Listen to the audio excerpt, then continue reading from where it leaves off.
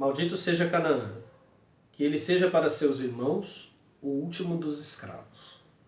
Esse texto que eu acabei de ler está em Gênesis 9, versículo 24, a segunda parte do texto, e diz respeito à maldição proferida por Noé, após sair da arca, contra seu filho Cão e o neto dele, Canaã.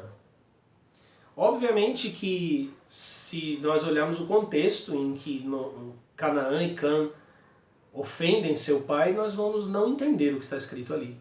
Isso porque a Bíblia, por trás dos seus véus de literalidade, esconde, na verdade, o grande mistério da revelação de Deus, através dos seus eleitos, através das mitologias, através do movimento das nações no tempo. Essa promessa de que Canaã deveria ser servo, ela aparece para Abraão. Abraão é enviado para Canaã e é dito a ele que o tempo daqueles povos, que a medida da iniquidade deles já foi alcançada. Mais tarde, quando o povo de Israel sobe do Egito, eles também vão para Canaã, e em Canaã eles devem riscar os deuses e destruir ou converter homens como seus tributários e mulheres. Mas geralmente os povos são destruídos. Mais uma vez estaremos diante de um escândalo na leitura literal, de intolerância religiosa, de desumanidade, de todo tipo de coisa. Mas o que isso significa? Significa que os cananeus, que eram o verdadeiro Israel, havia Israel entre os cananeus, havia homens e mulheres espirituais, deveriam unir-se àquela nova manifestação do que a partir de agora chamarei de igreja, o reino final, lembrando a imagem da visão de Daniel, do rei Nabucodonosor, e a interpretação de Daniel da grande estátua. E da mesma forma, seus deuses deveriam ser riscados. O que significa a escravidão de Canaã?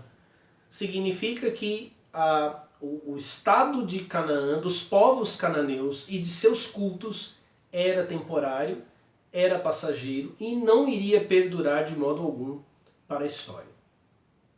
Então vamos pensar, a semente do grande pai Abraão sai da Suméria, é fertilizada no Egito, se consuma finalmente em Canaã e irá crescer nos impérios babilônico, Pérsia, helênico, o império macedônico, helênico, e finalmente no império romano.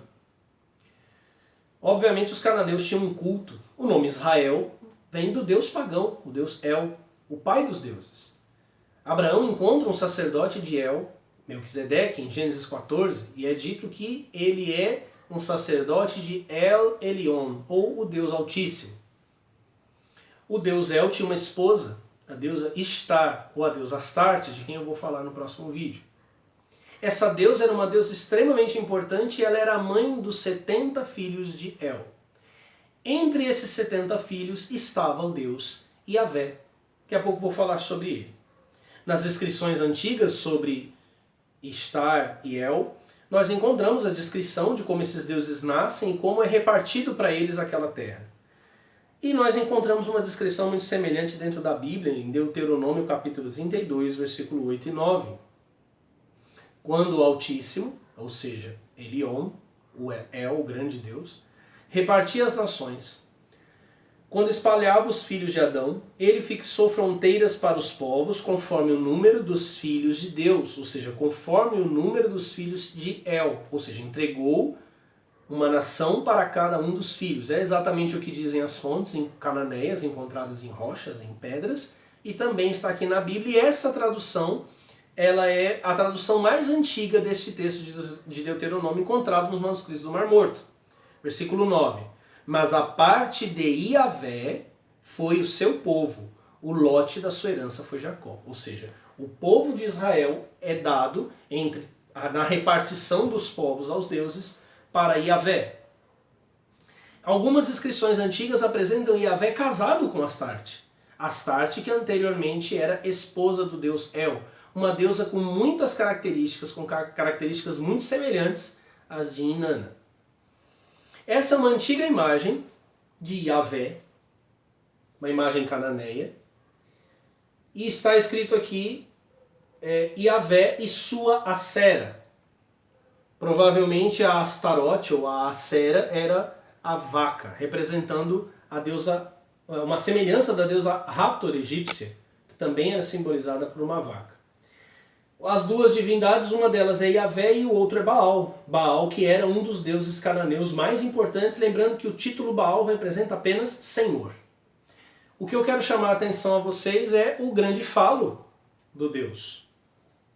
Muito parecido com as imagens de Exu, que se encontram, por exemplo, na África, podem ser encontradas várias imagens como essa, e aqui no Brasil, no Batuque, no Candomblé, você encontra essas imagens de um Deus fálico, e esse Deus fálico para os cananeus estava ligado a Yahvé.